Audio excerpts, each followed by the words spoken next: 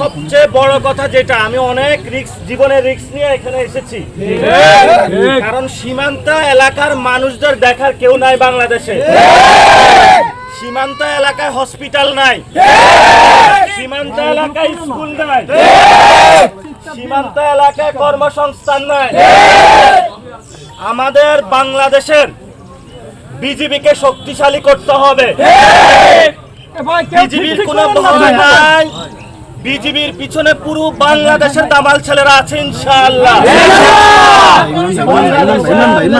18 কোটি মানুষের যতদিন শরীরে রক্ত আছে ততদিন বাংলাদেশের সার্বভৌমত্বের উপরে এক আঁচড় কাউকে লাগাতে দিব না ইনশাআল্লাহ। আমরা সবাইকে একটু স্লোগান করতে পারবো, দিল্লি না ঢাকা।